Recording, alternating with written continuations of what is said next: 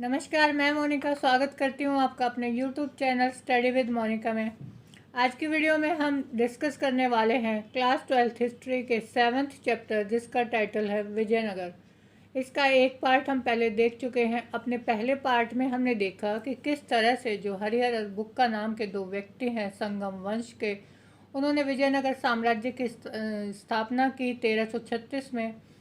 और उसके बाद हमने देखा कि किस तरह से जो विजयनगर साम्राज्य है वो किन किन जो है स्टेट्स जो आज के हम देखते हैं, कर्नाटक, आंध्र प्रदेश, तमिलनाडु, केरल, इस सारे एरिया में जो है इसका विस्तार था। जो सल्तनत के जो सुल्तान थे उनके साथ इनका किस तरह से विजयनगर साम्राज्य के जो शासक थे उनका जो है विद्रोह, जो है प्रतिद्वंदिता उनके साथ होती रहती थी। किस तरह से वे व्यापार करते थे, इसके आगे हम कंटिन्यू करेंगे। अपना जो चैप्टर है उसका टाइटल अभी जो हम देखेंगे वो क्या है कि राज्य का चरमोत्कर्ष तथा पतन। अब हम देखने वाले हैं कि जो विजयनगर साम्राज्य था किस तरह से वो अपने चरम पर था, मतलब उसने किस तरह से जो है खूब तरक्की की। समृद्धशाली जो साम्राज्य था वो किस तरह से वो बना और फिर धीरे धीरे किस तरह से उसका पतन हो गया। राजनीति में सत्ता का दावेदारों में शासकीय वंश के सदस्य और सैनिक कमांडर शामिल थे। अगर हम बात करें विजयनगर साम्राज्य की राजनीतिक सत्ता की, तो उसके दावेदार कौन थे? शासकीय वंश के सदस्य, जो वहाँ पर जो राय के नाम से जिन्हें हम जानते हैं विजयनगर साम्राज्य के शासकों को। और सैनिक कमांडर जो कौन थे? जो वहाँ की जो सेना का कार्यभार संभालने वाले जो प्रमुख व्यक्ति थे। पहले राजवंश ने जो संगम वंश कहलाता था 1485 तक इसका पर नियंत्रण रखा। देखिए, हमने बात की कि हरिहर और बुक्का ने जो है विजयनगर साम्राज्य की स्थापना की, वो किस वंश से संबंधित थे? वो संगम वंश से संबंधित थे। अपने पिता के नाम पर उन्होंने जो है इस वंश का नाम चला था यहाँ पर संगम वंश। 1336 से लेकर 1485 तक जो है संगम वंश का जो है विजयनगर साम्राज्य पर अधिकार था। उन्हें जो है सुलुओं ने उखाड़ फेंका।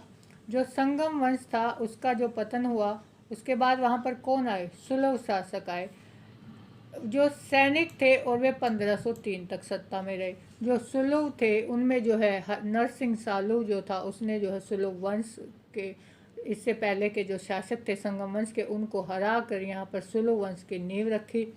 और 1503 तक उन्होंने वहाँ पर जो है अपना जो है शासन किया।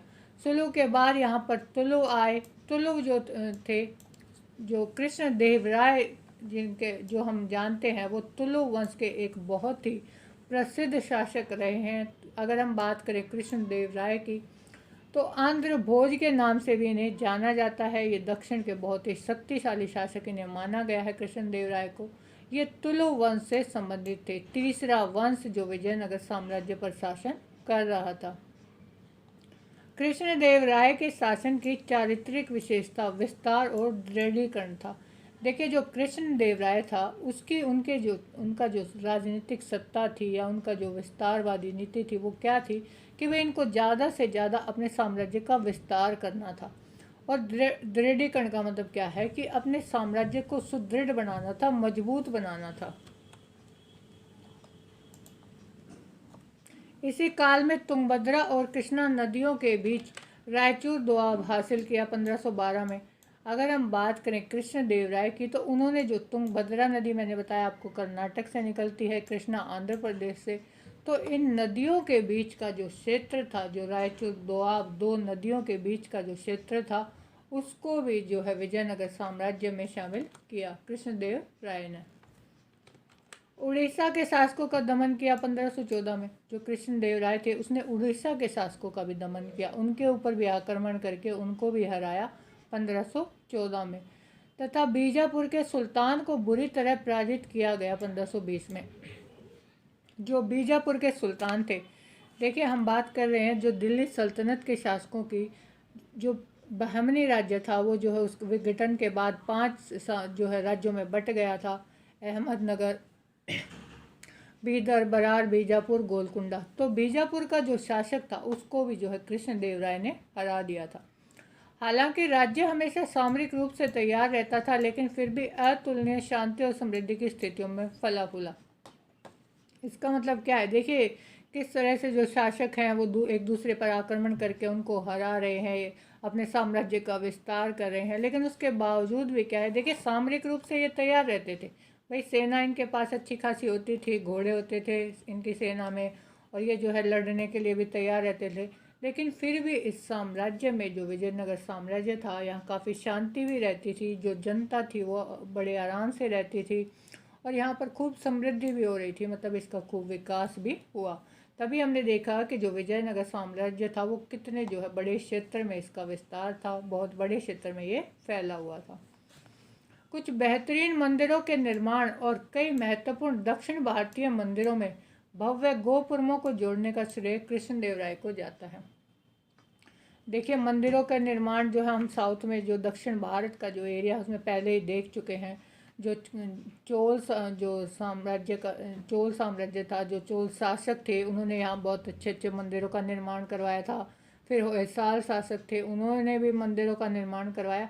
और इसी तरह से जब विजयनगर साम्राज्य का जो समय था, तब भी जो है बहुत सारे जो है यहाँ अच्छे अच्छे मंदिरों का निर्माण करवाया गया। जो कृष्ण देवराय थे तुलु वंश के, उन्होंने जो है दक्षिण भारतीय मंदिरों में गोपुरमों को जोड़ा। गोपुरम क्या होते हैं? देखिए एक मंदिर के ऊपर, अगर आप दक्षिण भारत के मंदिरों को देखें तो मंदिर के ऊपर इस तरह से ऐसे जो है द्वार के ऊपर इस तरह से एक लंबी सी संरचना होती जाती है, जो ऊपर की तरफ जाते हैं तो वो संकरी होती जाती है, तो इसको बोलते हैं गोपुरम। इस तरह के जो है मंदिरों का निर्माण जो है कृष्ण देवराय ने वहाँ पर करवाया। अपनी माँ के नाम पर विजयनगर के समीप ही इन्होंने एक नगर भी बनवाया। वो क्या था? नगलपुरम। ये किसने इसकी स्थापना की नगलपुरम की? कृष्ण देवराय ने अपनी माँ के नाम पर।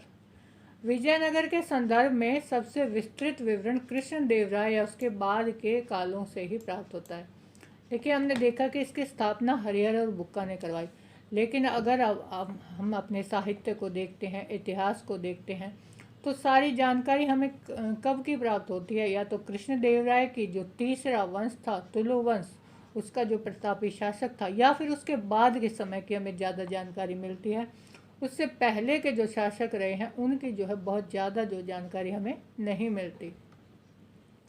कृष्णदेव की मृत्यु के पश्चात 1529 में राजकीय ढांचे में तनाव उत्पन्न होने लगा। जब तक कृष्णदेव राय जो है यहाँ पर शासक थे, तब तक क्या था कि सब कुछ सही चल रहा था। जो साम्राज्य था उसका पूरा विस्तार हो रहा था, खूब समृद्ध जो है ये शक्तिशाली शासक साम्राज्य बनता जा रहा था विजयनगर। लेकिन जैसे ही कृष्णदेव की मृत्यु हुई 1529 में, इसका जो राजकीय ढांचा था ना, उसमें तनाव उत्पन्न होने लगा। उसके उत्तराधिकारियों को विद्रोही नायक या सेनापतियों से चुनौती का सामना करना पड़ा। जो भी कृष्णदेव राय के उत्तराधिकारी थे, उन जो शासक बने, अब उनके सामने समस्या ये आ गई कि जो भी सेनापति थे, नायक थे, जो सेना के प्रधान थे, उन्होंने क्या करना शुरू कर दिया? उनको चुनौती देनी शुरू कर दी शासकों को। क्योंकि उस समय के जो सेनापति होते थे वो बहुत शक्तिशाली होते थे, सेना के ऊपर जो है उनका पूरा नियंत्रण होता था। तो उनकी जो है पूरी कमांड सेना पर होती थी, और वो क्या करते थे? अपने जो शासक होते थे, राजा होते थे, उसके खिलाफ ही वो विद्रोह कर देते थे। 1542 तक केंद्र पर नियंत्रण एक अन्य राजकीय वंश अराविदु के हाथों में चला गया। अब जो है कुछ 1529 में जो है कृष्णदेव राय की मृत्यु हो गई। कुछ सालों तक जो है ये चलता रहा इस तरह से। जो तुलु वंश है, इसके शासक आए, सेनापति थे, वो विद्रोह करते रहे। लेकिन फिर 1542 में क्या हुआ कि इसके जो विजयनगर का जो केंद्र था, उस पर नियंत्रण किसका हो गया? एक नया जो वंश था वो आ गया, अराविदु वंश, जो जिसमें राजा विरमल का जो है काफ़ी नाम हमें सुनेंगे। इस चैप्टर में ज़्यादा नहीं दे रखा है इनके बारे में, जो इनके वंश के बारे में, जो 17वीं शताब्दी के अंत तक सत्ता पर काबिज रहे। अब अराविदु जो वंश था उसका जो है वहाँ पर सत्ता कब तक रही? 17वीं शताब्दी के अंत तक, मतलब ये लगा लो 1690 या कुछ उसके आसपास तक इनका जो है वहाँ पर जो है सत्ता रही। पहले की तरह इस काल में भी विजयनगर शासकों और साथ ही दक्कन सल्तनत के शासकों की सामरिक महत्वाकांक्षाओं के चलते समीकरण बदलते रहे। देखिए इसमें हम क्या देख रहे हैं कि जो विजयनगर था ना, उसका शुरू से ही जो इसके जो प्रतिद्वंदी जो शासक थे, जो सुल्तान थे, 5 जो राज्य थे, और जो उड़ीसा है या दक्कन के और जो शासक थे सुल्तान इस्लाम को मानने वाले, उनके बीच और इनके बीच शुरू से ही जो है प्रतिद्वंदिता रही है। आपस में ये जो लोग लड़ते रहते हैं। तो ये नहीं था कि भाई सिर्फ हरिहर बुक्का के समय में या फिर जो संगम वंश सुलु वंश के समय में ही वहाँ पर इन लोगों ने जो है प्रतिद्वंदिता दिखाई हो, एक दूसरे पर आक्रमण किया हो। ये शुरू से ही चलता रहा और अभी तक भी क्या है, अब अराविदु वंश आ गया, अभी भी क्या है, इनके बीच में जो है आपस में इस तरह की लड़ाइयाँ चलती रहती हैं। एक दूसरे पर वो जो है आक्रमण करके एक दूसरे पर कब्जा करने की कोशिश करते रहते हैं। अंततः यह स्थिति विजयनगर के विरुद्ध दक्कन सल्तनतों के बीच मैत्री समझौतों के रूप में परिणत हुई। लेकिन क्या हुआ था कि भाई देखो, लड़ाइयाँ चल रही थी, लेकिन जब अराविदु वंश आया तो फिर क्या हुआ कि जो दिल्ली सल्तनत के जो शासक थे उनके बीच जो है कुछ समझौते हो गए। लड़ाइयाँ चल रही थी, एक दूसरे पर आक्रमण करने की कोशिश कर रहे थे, लेकिन फिर क्या कहा कि भाई चलो हम आपस में जो है संधि कर लेते हैं, समझौता कर लेते हैं। कुछ जो है इन्होंने अपनी शर्तें रखी होंगी कि भाई एक दूसरे के साथ हम जो है एक दूसरे के जो एरिया पर आक्रमण नहीं करेंगे।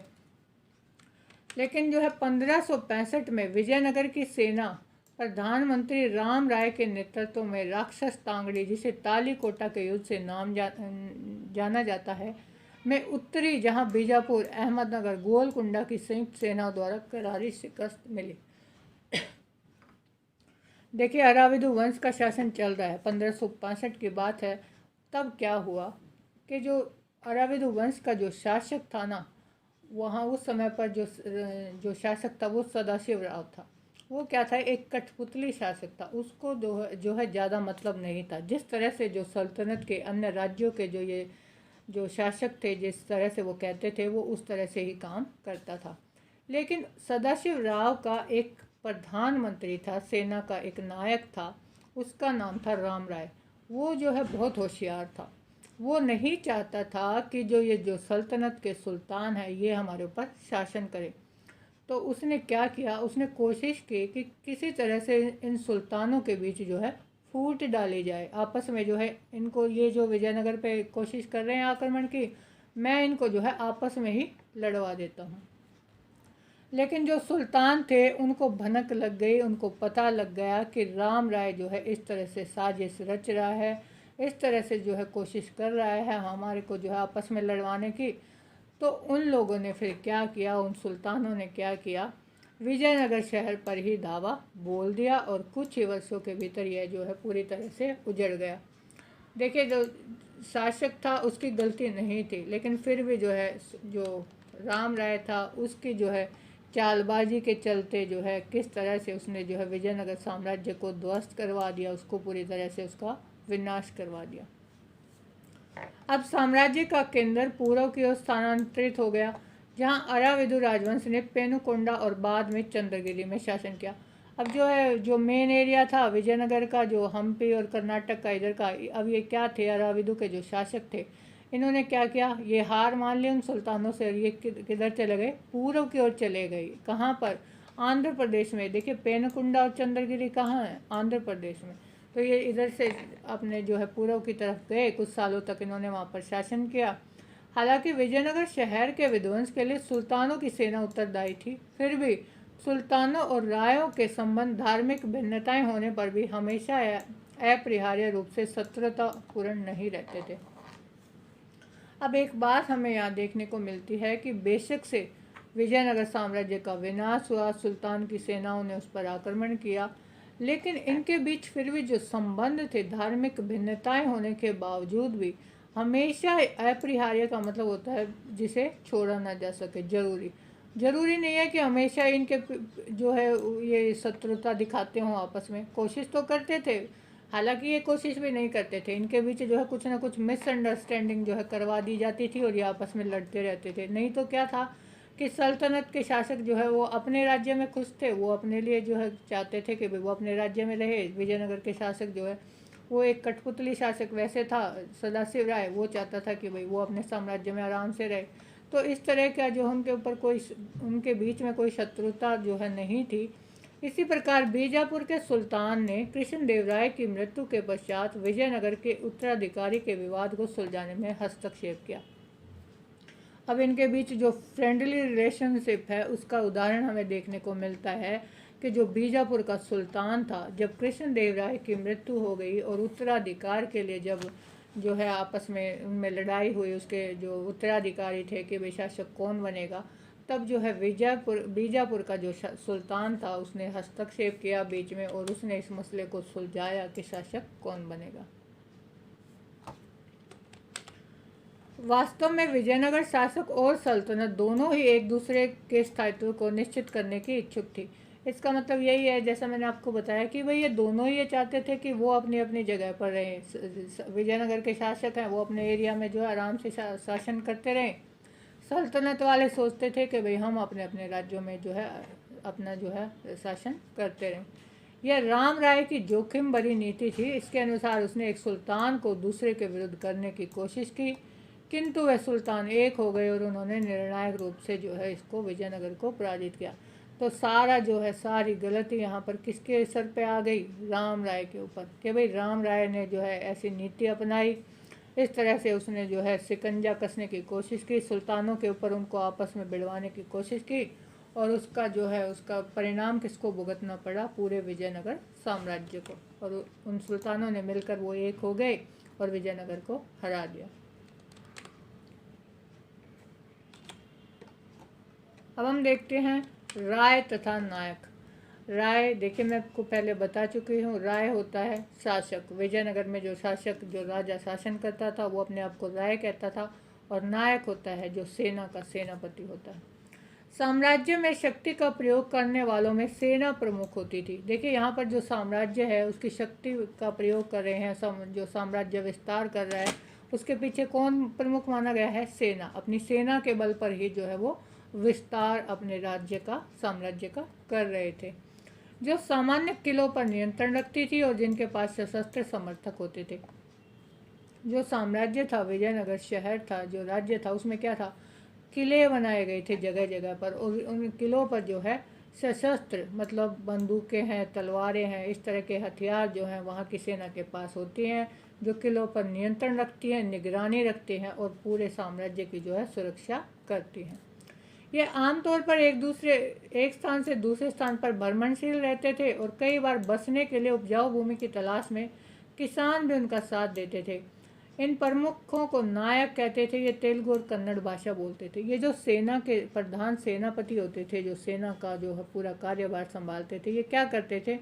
जगह जगह जो है किले बना रखे थे साम्राज्य में, और ये जो है एक जगह से दूसरे जगह पर घूमते रहते थे, भ्रमण करते रहते थे, और कभी कभी कहीं कहीं पर क्या है जो उपजाऊ भूमि मिल जाती थी तो किसान भी उनका साथ देते थे, वहाँ पर जो है ये बस जाते थे। इनको नायक बोला जाता था। और ये भाषा कौन सी बोलते थे? तेलुगु और कन्नड़।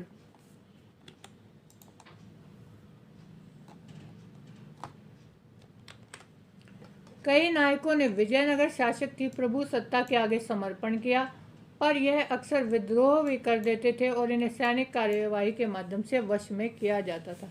देखिए हमने देखा कि विजयनगर साम्राज्य में जो सत्ता का जो मेन वो है कि किसके हाथों में है? सेना के हाथों में है। सेना का वहाँ पर बहुत महत्वपूर्ण स्थान है। तो ये जो नायक होते थे, जिनका पूरी सेना के ऊपर जो है इनकी कमांड होती थी, तो कभी कभी तो ये क्या था कि भाई ये शासक की प्रभु सत्ता जो है स्वीकार करते थे कि भाई ठीक है, हम आपके जो है जो राज्य है उसमें रहेंगे, उसमें काम करेंगे, आपकी जो है सुरक्षा का जो है ध्यान रखेंगे। और कई बार ये विद्रोह भी कर देते थे, क्योंकि इनको पता था भाई ये शक्तिशाली हैं, सेना इनकी बात मानती है। तो जब ये विद्रोह करते थे तो क्या करना पड़ता था? इनके ऊपर ही जो है सैनिक कार्यवाही करनी पड़ती थी और इनको वश में करना पड़ता था। अमरनायक प्रणाली विजयनगर साम्राज्य की एक प्रमुख राजनीतिक खोज थी। इस प्रणाली के कई तत्व दिल्ली सल्तनत की एकता प्रणाली से लिए गए हैं।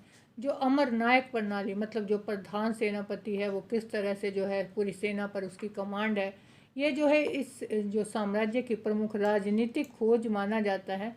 अब इसमें हमें क्या देखने को मिलता है कि इसमें कई तत्व जो मिलते हैं वो क्या है? दिल्ली सल्तनत की एकता प्रणाली। एकता प्रणाली आप एक बार समझ लीजिए क्या होती है। एकता प्रणाली का मतलब क्या होता है कि जो इल्तुमिश था ना, देखिए जो सल्तनत थी उसने हमने देखा कि लगभग पूरे भारत पर जो है अपना अधिकार कर लिया था। जो इस्लाम जो आए, जो दिल्ली सल्तनत की स्थापना की तुर्कों ने, तो क्या हुआ कि धीरे धीरे उन्होंने पूरे भारत पर ही अपना अधिकार कर लिया था। तो अब हुआ क्या कि अब इतने जो है बड़े क्षेत्र पर कोई एक शासक जो है वो पूरे जो है अपना ठीक से नहीं कार्य कर सकता, पूरे साम्राज्य को नहीं देख सकता, सारी कार्य प्रणाली वो ठीक से नहीं चला सकता। तो उसने क्या करना शुरू कर दिया था कि अपने नीचे जो भी जो सरदार रखते थे, जो भी छोटे छोटे क्षेत्रों में बांट के किसी राज्य को जो सेनापति बना दिए जाते थे कि भाई यहाँ का जो एरिया है, यहाँ की सेना आपके अंडर है, इस एरिया को आप संभालोगे। तो वो क्या करते थे, उन सेनापतियों को क्या करते थे, तनख्वाह देने की बजाय, जैसे कोई काम करता है तो वो मंथली पेमेंट तो लेगा, तो वो तनख्वाह की बजाय उसको वो एरिया दे देते थे, कोई एक छोटा क्षेत्र दे देते थे कि भाई इस क्षेत्र को आप संभालोगे। तो इसको बोलते थे एकता प्रणाली। और यही चीज़ें जो है हमें विजयनगर साम्राज्य में भी देखने को मिली कि जो सेनापति हैं, अमर नायक हैं, वो क्या है, वो अपने जो है एरिया को संभालते हैं। वहाँ का जो उस एरिया की जो सुरक्षा के लिए वो सेना को देखते हैं, सेना की देखभाल करते हैं। तो इस तरह से एकता प्रणाली के कुछ तत्व जो है हमें यहाँ दिल्ली सल्तनत की इसमें विजयनगर साम्राज्य में देखने को मिलते हैं। अमरनायक सैनिक कमांडर थे जिन्हें राय द्वारा प्रशासन के लिए राज्य क्षेत्र जो है दिए जाते थे। वो यही है कि जो अमरनायक है वो सैनिक कमांडर होते थे, सेना का जो है उनके ऊपर पूरा दायित्व होता था कि आपको जो है इस एरिया में जो है सेना को संभालनी होती है।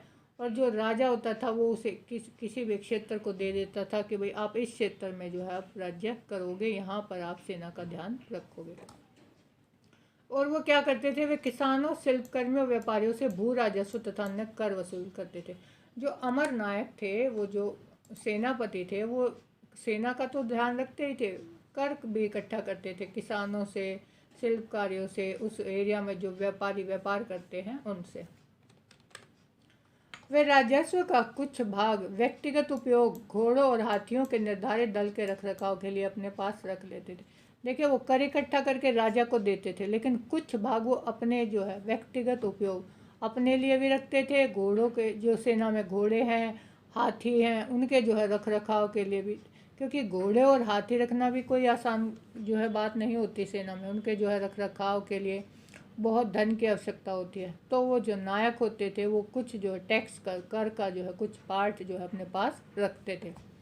ये दर्शकों को एक प्रभावी सैनिक शक्ति प्रदान करने में सहायक होते थे। ये प्रशासकों को होगा शायद, यहाँ पर ये प्रिंटिंग मिस्टेक है, जिनकी मदद से उन्होंने पूरे दक्षिणी प्रायद्वीप को अपने नियंत्रण में किया। तो क्या होता था कि भाई वो जो है शासक को एक प्रभावी सैनिक शक्ति, क्योंकि एक राजा को क्या चाहिए, देखिए कोई भी राजा है उसके लिए सैनिक शक्ति बहुत आवश्यकता है, क्योंकि नहीं तो कोई भी जो बाहर का जो राज्य है या कोई शासक है उसके ऊपर नियंत्रण कर सकता है आक्रमण करके। तो उसको सैनिक शक्ति की बहुत ज़्यादा जो है आवश्यकता होती थी। तो ये नायक जो थे ये उनको जो है सैनिक शक्ति प्रदान करते थे, जिसके बल पर जो क्या किया, उन शासकों ने पूरे दक्षिणी प्रायद्वीप को अपने नियंत्रण में ले लिया था। राजस्व का कुछ भाग मंदिरों तथा सिंचाई के साधनों के रखरखाव के लिए भी खर्च किया जाता था। अब जो राजस्व मिलता था, जो कर जो मिलता था, चाहे व्यापारियों से मिलता हो, शिल्पकारों से मिलता हो, तो या फिर किसानों से मिलता हो, तो उसका जो है कुछ पार्ट वो क्या करते थे मंदिरों के लिए। और सिंचाई के साधन, अब वहाँ पर जो है कृषि कार्य भी बहुत समृद्ध था विजयनगर साम्राज्य में, तो उन सिंचाई के साधनों के रखरखाव के लिए भी जो है उनके ऊपर भी खर्च किया जाता था। अब सिंचाई के साधन क्या है, नहरें बनवाएंगे या कुएं बनवाएंगे, तालाब बनवाएंगे, इस तरह से। तो इन सारी चीज़ों के लिए भी जो नायक था वो अपने पास जो है कुछ पैसा रखता था टैक्स का। अमर नायक राजा को वर्ष में एक बार भेंट देता था। देखिए भेंट का मतलब क्या है कि वो कुछ गिफ्ट भी देता था राजा को। क्यों? क्योंकि वो राजा को जो शासक था उसको इम्प्रेस करने की कोशिश करेगा। तो वो क्या करता था, उसको साल में एक बार भेंट देता था। उससे क्या होता था कि वो अपनी स्वामी भक्ति प्रकट कर रहा है कि भाई मैं जो है आपके लिए कार्य कर रहा हूँ, तो मैं आपके लिए कुछ गिफ्ट लाया हूँ। राज्य के दरबार में उपहारों के साथ उपस्थित हुआ करते थे, और वो साल में एक बार जो है वहाँ पर उपस्थित भी होते थे, राज्य में जाते भी थे। राजा कभी कभी उन्हें एक दूसरे स्थान पर स्थानांतरित कर उन पर नियंत्रण दर्शाता था। लेकिन राजा क्या करता था कि राजा ज़रूरी नहीं है कि एक नायक को एक क्षेत्र दे दिया और वो जो है वहाँ पर ही रहेगा, उस एरिया को ही संभालेगा। वो कभी कभी उसका स्थानांतरण भी कर देता था, जैसे जॉब में हम देखते हैं कि ट्रांसफ़र कर देते हैं, तो वो क्या करता था, किसी दूसरे एरिया में भी उसको भेज देता था। इससे वो क्या दिखाता था, वो उनके ऊपर अपना नियंत्रण दिखाता था कि भाई मैं शक्तिशाली हूँ और आप मेरे अंडर काम कर रहे हो। पर 17वीं शताब्दी में इनमें से कई ने अपने स्वतंत्र राज्य स्थापित कर लिए और इस कारण केंद्रीय राज्य का विघटन तेजी से होने लगा। लेकिन क्या हुआ, कभी कभी जो ये नायक थे विद्रोह कर देते थे, ये इतने शक्तिशाली हो जाते थे कि ये राजा के खिलाफ ही उठ खड़े होते थे और अपना जो है स्वतंत्र राज्य जो है स्थापित कर लेते थे, उसका निर्माण कर लेते थे। जो केंद्रीय व्यवस्था थी उसका जो है विघटन होने लगा। मतलब जो एक कहते हैं ना कि एकता में बल है, सब लोग मिलकर इकट्ठे रहेंगे तो उनको कोई नहीं हरा सकता। लेकिन अलग अलग राज्य, छोटे छोटे राज्यों में अगर हम किसी क्षेत्र को बांट देंगे तो क्या होगा, कोई भी इजीली आकर जो है उनके ऊपर कंट्रोल कर सकता है। तो इस तरह से इन राज्यों का जो है विघटन होने लगा था। विजयनगर राजधानी तथा उसका प्रदेश। हम उस समय में के सबसे प्रसिद्ध शहरों में से एक विजयनगर की ओर रुख करते हैं। अधिकांश राजधानियों की तरह यह भी विशिष्ट भौतिक रूपरेखा और स्थापत्य शैली से अभिलक्षित था। देखिए जो विजयनगर है ना, उसकी अगर हम बात करें तो ये एक राजधानी की तरह ही है, लेकिन इसकी जो है विशिष्ट भौतिक रूपरेखा ये क्या है, ये पहाड़ियों से जो घिरा जो है एरिया था। यहाँ पर जो है खूब जो है स्थापत्य शैली का विकास हुआ था, बहुत सारे मंदिरों का निर्माण हुआ था, खूब जो है ये समृद्धशाली साम्राज्य था विजयनगर। अब हम बात करते हैं यहाँ की जल संपदा की। विजयनगर की भौगोलिक स्थिति के विषय में सबसे चौंकाने वाला तथ्य जो है तुंगभद्रा नदी द्वारा निर्मित एक प्राकृतिक कुंड है। जो विजयनगर में जो तुंगभद्रा नदी हम देखते हैं जो कर्नाटक से निकलती है, वहाँ एक प्राकृतिक कुंड मिलता है। और कुंड क्या है कि वो भैया जो है नेचुरल तरीके से बना हुआ है, उसमें जो है पानी इकट्ठा होता है और उस पानी का प्रयोग किस लिए करते थे विजयनगर साम्राज्य के लोग, पानी का प्रयोग करते थे सिंचाई के लिए अपने खेतों में। ये जो नदी है तुंगभद्रा, ये उत्तर से पूर्व दिशा में बहती है। आसपास का भूदृश्य जो है रमणीय ग्रेनाइट की पहाड़ियों से परिपूर्ण है, जो शहर के चारों ओर करगनी का निर्माण करता सा प्रतीत होता है। अगर हम बात करें विजयनगर साम्राज्य की, तो इसके पास क्या है कि आसपास रमणीय मतलब बहुत ही सुंदर, आकर्षक ग्रेनाइट की पहाड़ियाँ हैं। ऐसा लगता है कि उन पहाड़ियों ने इस शहर के चारों ओर एक करगनी क्या होता है, जैसे कमर के ऊपर कमरबंद बांधते हैं ना, किसी चीज़ को लपेट लेते हैं, मतलब चारों ओर से उसको घेर रखा है। तो उन पहाड़ियों ने उस शहर को जो है इतने खूबसूरत तरीके से घेर रखा है जो बहुत ही सुंदर लगता है। इन पहाड़ियों से जो है कई जल धाराएँ आकर नदी में मिलती हैं। अब इन पहाड़ियों से जो है जल धाराएँ आती हैं और वो जो है तुंगभद्रा नदी में मिलती हैं। लगभग सभी धाराओं के साथ साथ बांध बनाकर अलग अलग आकार के हौज बनाए गए हैं। और इन धाराओं के साथ क्या है, हौज का मतलब क्या होता है, हौज आप एक बड़े गड्ढे के रूप में देख सकते हैं, एक जो है कुंड के रूप में ही देख सकते हैं जहाँ पानी इकट्ठा किया जाता है। तो इन धाराओं के साथ साथ जो देखिए बारिश का मौसम होता है, पहाड़ों से जो है पानी बहता है नीचे धाराओं के रूप में आता है, तो वहाँ पर ये कुंड बनाए गए हैं जिनका प्रयोग ये लोग खेती में सिंचाई के लिए करते थे।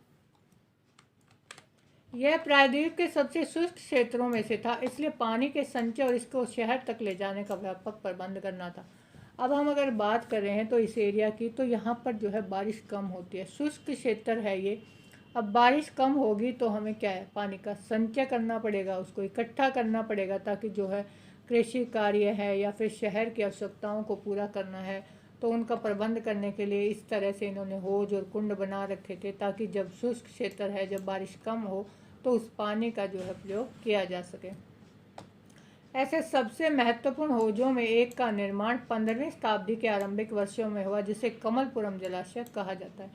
तो इस तरह से जगह जगह जो हौज बने हुए हैं, उनमें एक जो हौज है वो इम्पोर्टेंट है। उसका निर्माण कब हुआ था, 15वीं शताब्दी में। उसका नाम क्या है, कमलपुरम जलाशय। इस हौज से पानी न केवल आसपास के खेतों को सींचता है, बल्कि एक नहर के माध्यम से राज्य के केंद्र तक भी ले जाया जाता है।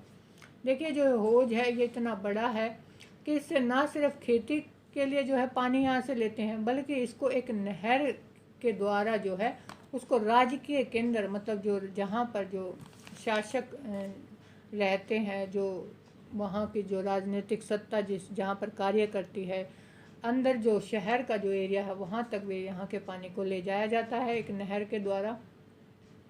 सबसे महत्वपूर्ण संबंधित संरचना में एक हिरिया नहर के भग्नावशेष के बीच देखा जा सकता। अब एक नहर के हमें जो भग्नावशेष मैंने बताया कि खंडर के रूप में जब किसी स्थान के कुछ अवशेष बच जाते हैं तो हमें एक नहर के भग्नावशेष मिले। वो कौन सी नहर थी? हिरिया नहर, जिसके द्वारा पानी जो है हौज से जो है राजकीय केंद्र तक ले जाया जाता था।